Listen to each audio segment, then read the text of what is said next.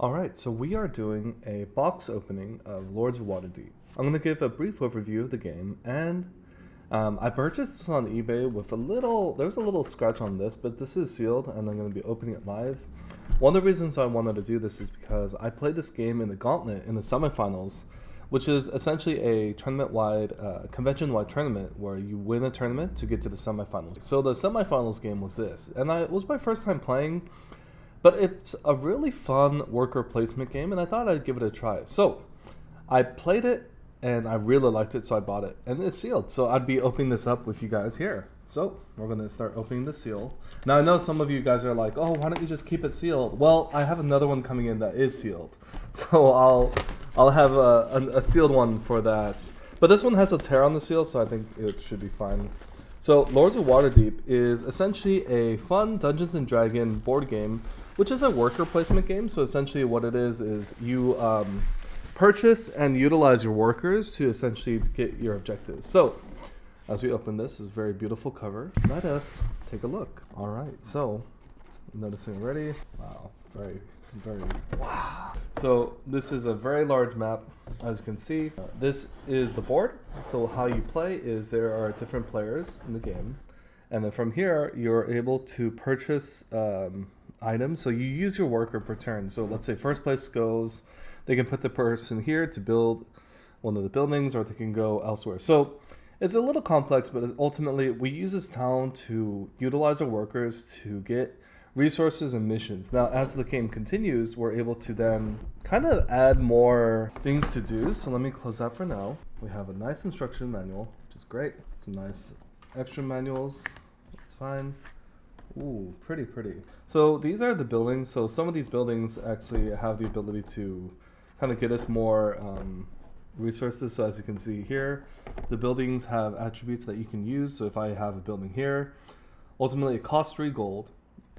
As you can see right here. So this one costs 3 gold, but if someone else uses this, I as the owner get a free black gem, black resource, but the person that goes here gets 2 blacks and 2 gold.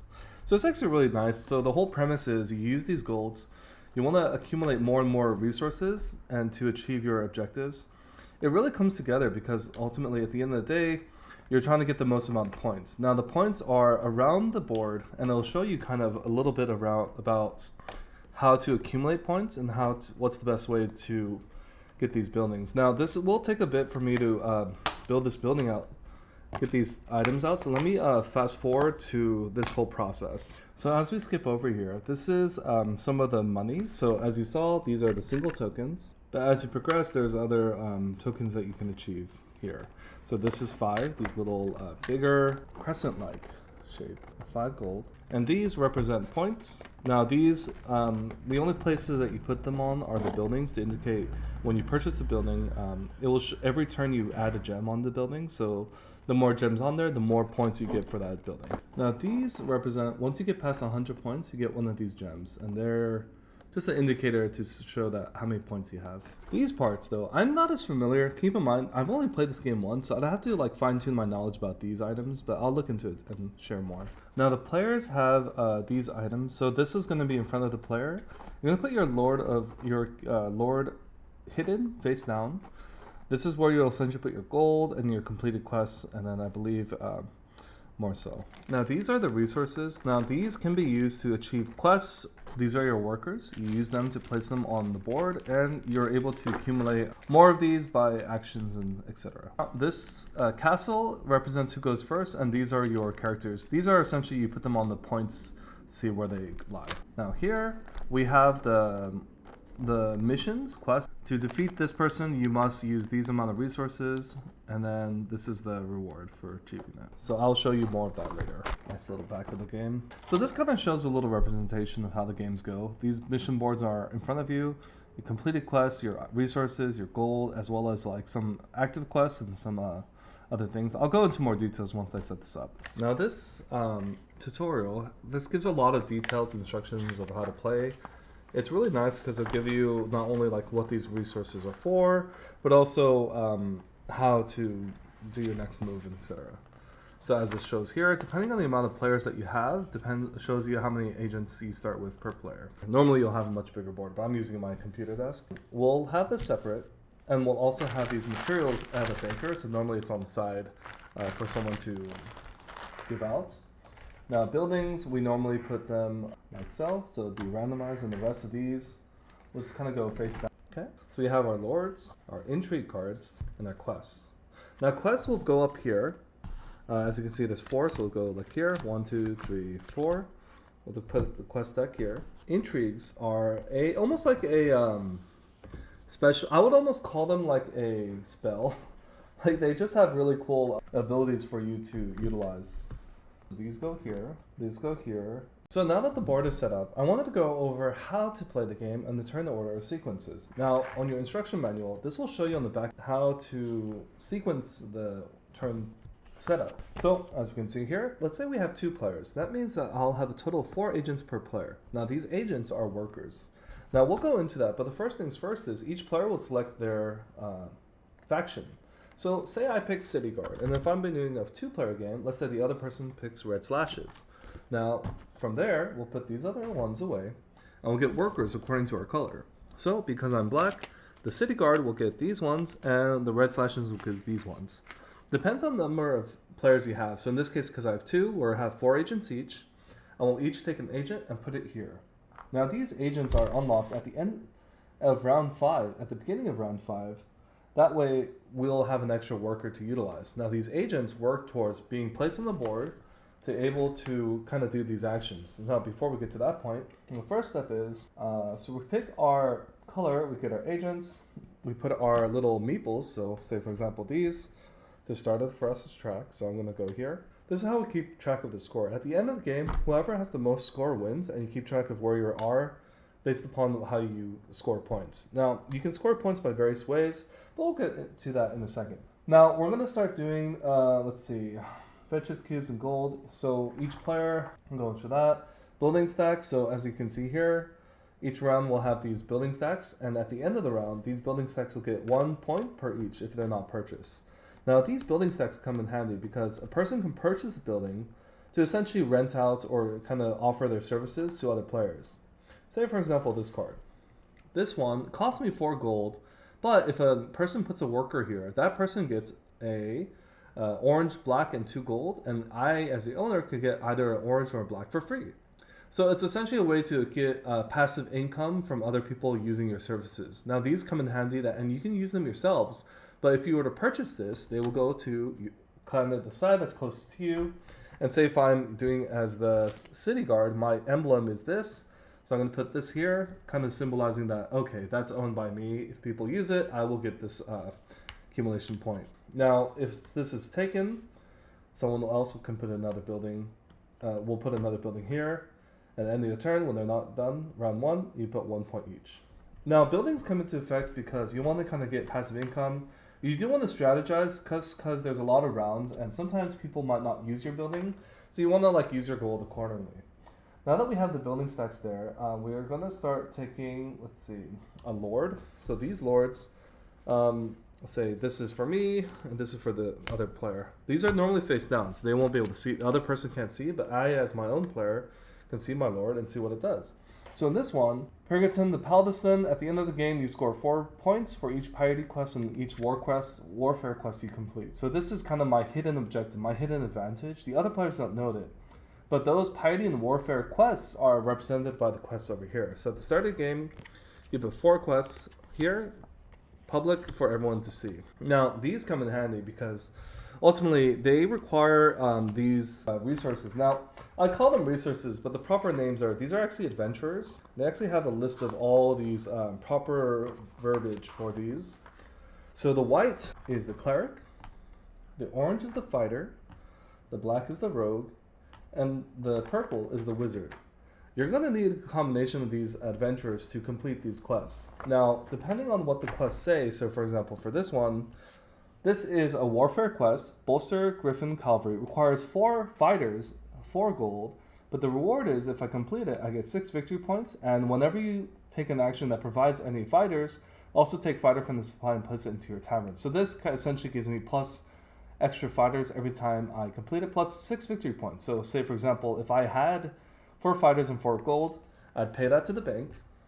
So I'd give my fighters away and my gold, obtain this. So if I purchased it, I'd have to first get the quest, pay the quest, and then from there I'd get the 6 victory points.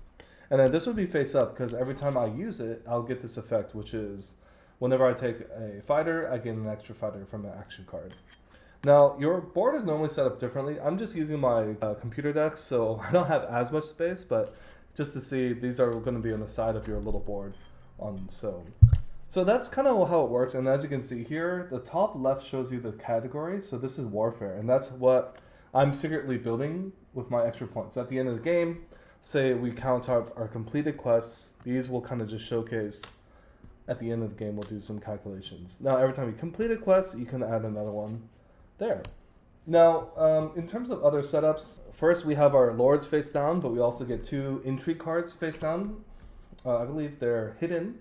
So these intrigue cards are kind of like special abilities. They're quite handy. It gives me an ability to not only gain resources, but also put other people at a disadvantage. So for example, this is called a mandatory quest. This forces someone, if I were to give it to them, they have to complete this quest before they do other quests. As you saw, those are the quests here, which, as you've noticed, these are really good for your endgame. But these quests, sometimes they're not really good. They give you a reward, but the resources that you need, sometimes you don't have them, and it takes like a turn or two to complete it. This is really good at the end of the game when they're like about to score 20 points, but you block them with this. Now they have to finish this before doing the other quests. Now there's intrigue cards like that, but there's also other intrigue cards that that'll also give you benefits. So let's see if I can find one here. I didn't shuffle this yet. Okay, tax collector. So this is, I can take 4 gold from the supply, and each opponent can then choose to pay me 4 gold to gain, I believe, 4 victory points. So this is kind of a way that helps me. So it's almost like for other game comparisons, it's like a extra bonus card that is good for people. Like these are like almost like abilities. So you want to get intrigue cards, but you want to calculate it so you don't want to just like end up with just intrigue cards and not do anything else.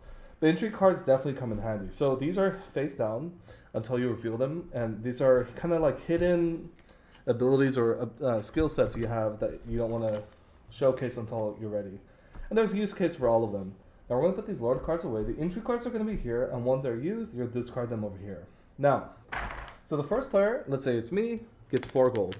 Now we're going to know who the first player is because I go here. You can determine first player by rolling the dice. So everyone after the first player gets the 4 gold plus how many other players are before them. So this second person gets 5 gold. Person after that gets 6. So, starting my turn, I have 4 workers because it's a 2-player game. I can do 1 worker per turn.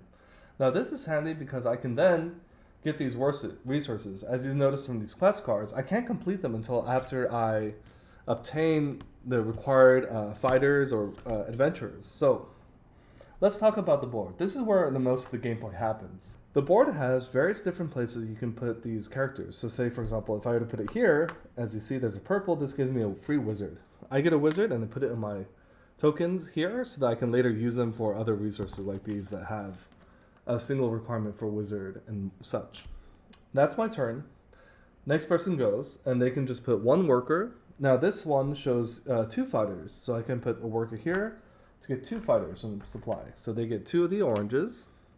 So it's back to me. I can do it on here. So this means, I won't put it here because this particular thing is, there's like a castle mark. So this lets you not only get an intrigue card, but you also get to go first next turn. Now I'm already first, so it's not worth going here. But this one is nice because I can play an intrigue card. So I can play one of these cards that I have over here. And at the end of every turn, after everyone's used their available meeples or workers, agents, I can then play these at the end of it all, and I can put them somewhere else. So this is a really solid point. I see a lot of people put it, at least from the one game I played, I see a lot of people use it here. Now, this is another interesting spot that's very common, is building a building. So I can choose a building from here and pay the required costs. So as you mentioned, the top left will show you the costs, and you can see the features and as well as what benefits I get. So I actually like this card.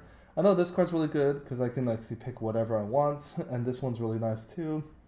They're nice at 4 gold, which is good. So this one, but I'm gonna go here because this one actually really fits with what I'm trying to do. So if a person goes on here, they get any adventure of their choice, but I get one adventure of my choice what I like. So I put 4 gold, return it to the supply, 1, 2, 3, 4, and I'll put my little marker because I purchased it, and because I'm the city guard, I'll put this right here so that people know it's mine. So I want to probably put it closer to me so I can keep track. And that's my turn. So that's where the builder goes here. Next opponent can pick here. This will give them 4 gold. So they get 4 gold right away. And that comes in handy. As you can see, some quests require gold. But also you want to like sometimes just accumulate gold so you can purchase certain buildings, especially if they're really nice. So I'll put this in the new one here, which these get refilled each time. So this next one here, and then I can put it on here, is a white. So I get a cleric for free. Okay? Next opponent, let's say they put it here. They get, I believe this is 2, the names I'm still unfamiliar with. 2 rogues. So the opponent gets 2 rogues. And there's the 2 right here for them. So for this is the last one that we haven't covered. This has 3 options. It's the inn. First one is I take a quest and I get 2 gold. So this, I can pick one of these. Now to be able to complete these quests, you need to obtain it through these. So if I do this, I can pick up a quest. Well, in this case, I have a purple and a white, so I can get this one, which fits my warfare hidden ability. Plus, I can kind of work towards this required resources because it's a white, a purple, and then I can get the rest. Now, this reward is 0. Add a lieutenant to your pool of meeples for the rest of the game. So the lieutenant, and this is actually a good thing to showcase. There's going to be an extra worker called lieutenant, and I believe another one. Now these come in handy because they are extra workers. So you get a free extra worker that you can utilize for the rest of the game, which is huge because I can keep using them on this board and kind of overwhelm other people. So that's what that one does. Now I can obtain it, but I don't use it right away because I still have it hidden. So this is going to be face down, and I haven't completed it yet. Now we're going to replace that one for this, and of course I get the 2 gold because this one says 2 gold. Now next opponent, they have the ability to place anywhere here. Say, for example, they put here, so this means they get a quest and the entry card. That's really good. And let's say, for example, if I were to look at their leader, so their leader is Samerza Sophantis. At the end of the game, score 4 points for each Arcana and Commerce quests. So they want Arcana and Commerce quests. So let's say, for example, now that I know that that's what they have, and there's no Arcana or Commerce quests on here, they can actually do this. This would actually reset the quest. So they take all these, reset them, so we can put them into the bottom of this quest pile. And after we reset them, 1, 2, 3, 4, they can now pick a quest. So that's reset, then pick a quest. So now because they have piety, let's select this one right here. So they select this quest. This one requires 2 clerics, 1 rogue, 1 wizard, and 1 fighter. And the reward is once at the start of each turn, take any amount of supply from the supply, any particular supply character adventure from the supply, and place it into your tavern. Yeah, this doesn't have a reward per se, but that's actually pretty decent to be able to do that at the start of each turn. So they can put that there. They can't purchase it yet, but at least they've obtained those quests. Now that we've used all our workers, unless anyone put it here, which we haven't, we go to the end phase, which is we put this first round points here. These red point tokens represent points, so now if you purchase it, they will give you 1 extra point. Then if we do any of the calculations here where anyone can select, and then we do other end of turn phases, which sometimes the building will show, but otherwise we will then collect our meeples and return them to our little sequence. And I'll get these back here. Now it's turn 1. It kind of gives you an idea of how to play this, but let's go to turn 2. Let's give it another go to get a better feeling of how to play. So I'm first again because I'm here. Now keep in mind, the other opponent can go here if they want to change, but if it's a 2-player game, like I think it makes sense when you're like 4, because going last can really be bad. But a 2-player game, I think it's fine. Like second is not the worst, at least early on. So because my quest is this, I need a lot of fighters. As you can see, I already have the wizard and the cleric, so I need a lot of orange. So what I'm going to do is, let's get some orange. I'm going to go here to get 2 orange, and that's my first turn. Now the opponent, because they're really smart, they're going to actually go and, let's see, they want the quest intrigue, but let's take a look at their quest. They need a lot more white, Yeah, they need white and one wizard because they already have 2 fighters and 2 blacks and 2 oranges. So I'm going to actually get a white here, and that's for them. Now I still need more of those, but I can take a look at this, which is really interesting. I can look at some of the buildings that might be good for me, but I also have this option, which gets me pick 2 any item. It's my own building, as you can see right here, but it's still a good resource to have, so I'm going to take 2 more oranges. Now, the other opponents can use this spot. The only trouble is they're going to give me a free resource because this building is, you can put a character on here, but it gives me a free resource if you use this feature. So they chose not to, but I chose to put it here. So I have 4 oranges, 1 white, 1 purple, and I still need 1 orange and 1 black to complete this quest. So opponent's turn. They have the piety quest, but they still need a lot. I think another white for the and an purple for them, based upon this quest. So secretly they can choose to go. Let's see. They need a purple here to get a purple. So they only need 1 more white. I have 2 more tokens here, so I'm going to play here. This is, as I mentioned before, you put it here, and you get to play an entry card right away. But at the end of everyone's turn, if there's any meeples no longer available, I can put this elsewhere. So it's really good. So say I give my opponent a mandatory quest. Now they have to complete this if they want to get rid of it. This will do 2 oranges and a purple. Reward is 2 points, but they can't do any other objectives until they complete this mandatory quest. So I'm giving this to the opponent. So this is going to be face up on their board, on their side. And it kind of gives me the advantage so I can kind of trap them from doing their other mission, which it seems like they're very close to do. Now, they're annoyed because I put that, so they're also going to go here. That means they're going to play intrigue on me as well. And from the intrigue cards, I believe I saw before, they have mandatory quests. Now, as you can see here, I don't have any black tokens. I don't have any of the, I think, the rogues. So they're going to give me this mandatory quest. 2 blacks and the white required. Reward is 2 points. So I have to complete that one now. So now we're at war. So they also, at the end, after all meeples gone, can push their order 2. It goes by turn order 1, 2, 3. So I have 1 token left, and I do need to complete that. So I'm going to take this. That gives me 2 black tokens, 2 rogues to complete this mandatory quest. Now the opponent, because they don't actually have a building yet, they will, let's see, they can complete, but they can't because of mandatory quest. Yeah, let's go here. So the opponent's going to get a free token. So this red token, at the end of the turn, you put it on each building. They're going to take this building. Now, what this will do, so they keep this on here because it's build play. They get a free point, so that we're moving them up 1. And I have it with my own. Put this away.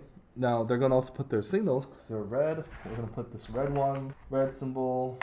Ooh, that's the right one. Yeah, that's the right one.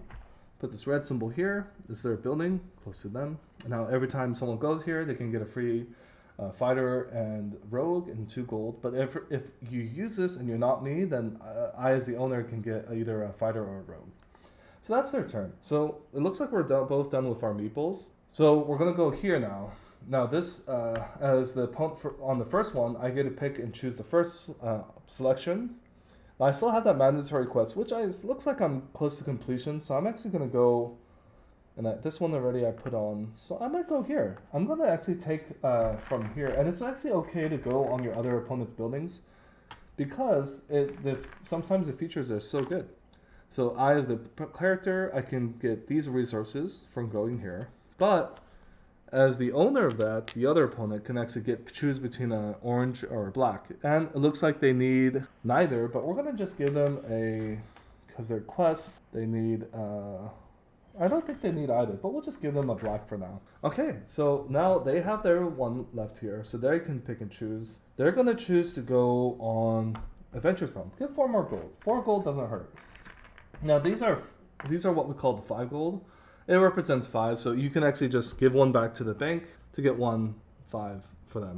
All right, so that's the turn. We check anything if there's any end of turn orders. If there's not and there's no here, we get our meeples back. So that's round 2, and that kind of gives you an idea of it gives you a lot better of an idea of, oh, okay, so that's how you play. You want to refill the building right away when it's purchased, and for round 2, because that's completed, I'm going to put these points here. Now these are worth 2 points when you purchase it, and this one's 2 points, and then we return any workers that are on there, and yeah. Let's do one more round because I think this next round will kind of give you a better idea as well. Say for example, I'm first again. I've been collecting my warfare, but I need to complete this mandatory quest. Completing this doesn't take away from your turn because it's just you can complete it right away. It's best when it's all your turn though. So say for example, I'm first. I'm gonna first complete this quest. I'm gonna pay the 2 rogues and a clerk. Give this to the middle, and that's fine. And I get 2 rewards. But because it's a mandatory quest, I don't have to. I can do other quests now that this is complete. I'm gonna move my token up 2. 1, 2. Now for my worker, the first place I'm gonna go, because I have these other quests that I want to complete and I need 2 more oranges and a white. I'll actually go here. This is good because I need exactly that. I need a white and an orange. Boom, boom. Next opponent's turn. Now because they have this mandatory quest, they can complete this as well for 2 points. So there's 2 orange and a white.